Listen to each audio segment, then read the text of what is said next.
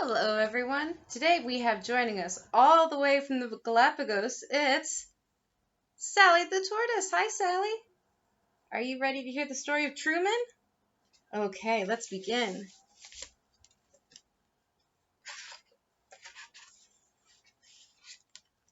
Truman was small, the size of a donut, a small donut, and every bit as sweet.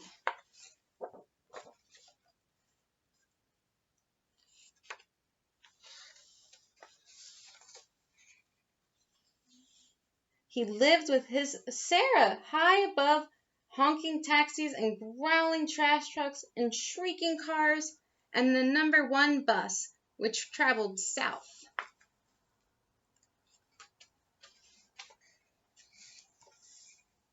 Truman never honked or growled or shrieked or anything or anybody at anything or anybody. He was peaceful and pensive, just like his Sarah.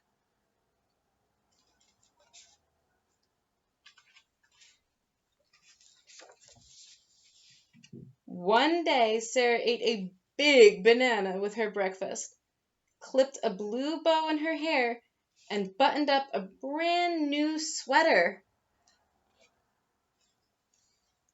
She strapped on a backpack so big 32 small tortoises could ride along in it, but 0 tortoises did.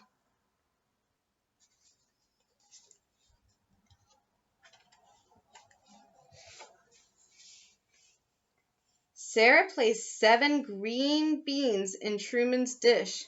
Do you like green beans, Sally? 2 more than usual.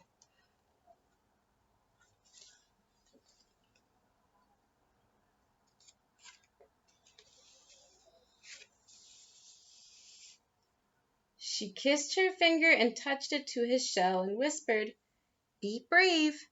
Then she left. I wonder where she's going.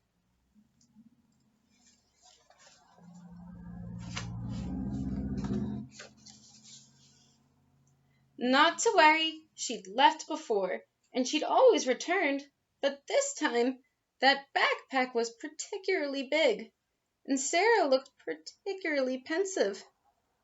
And that banana, and that bow, and let's not forget about those extra beans.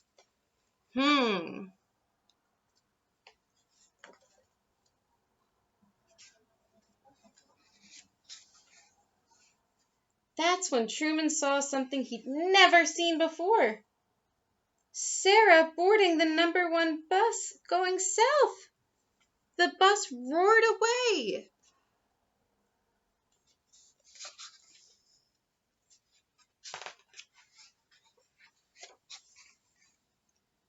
Truman waited for Sarah to return. He waited and waited and waited. He waited 1,000 hours, tortoise hours, that is, until he could wait no longer. He would go after his Sarah.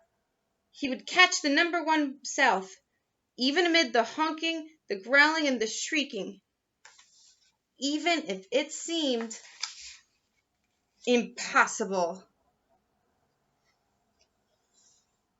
That's when he noticed the rocks, 3 rocks that had always been there.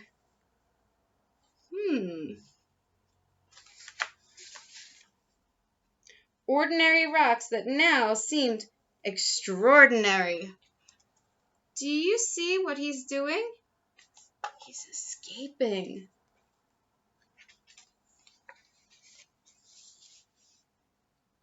And the arm of the couch, and the pillow propped just right, and that tall, tall boot, and the rug, that glorious, endless without a rug. Without Sarah, their home seemed vast and uncharted and unsettling.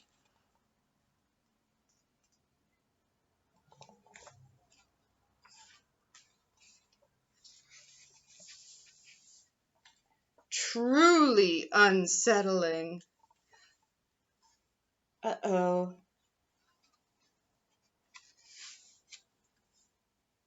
But perhaps most unsettling was that Truman could no longer see the taxis, or the trash trucks, or the cars, or the #1 bus. Which way was south anyway? Which way?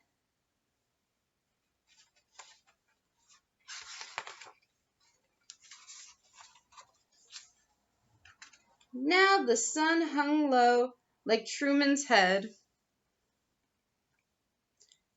But just then,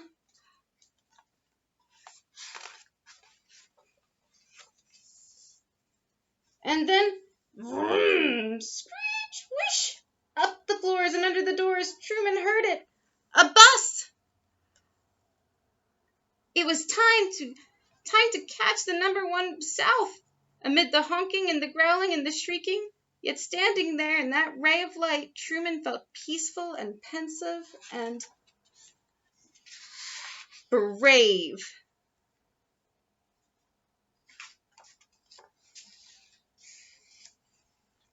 But just as he was about to slip under the door, through that opening, barely the size of a small tortoise,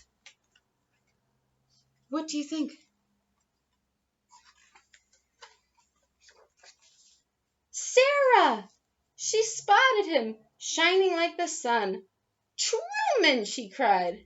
She scooped him up and said things like, "Oh my goodness," and "you," and "how did you ever," and "amazing."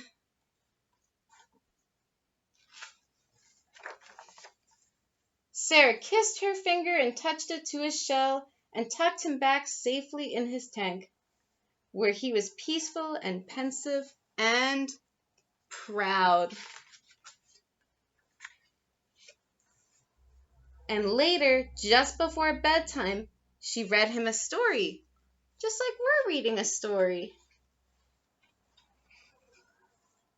Now Truman knew that one day soon he and his Sarah might travel south to see new sights and hear new sounds and think new thoughts. Show and tell. The end. Say bye-bye, Sally. Bye-bye.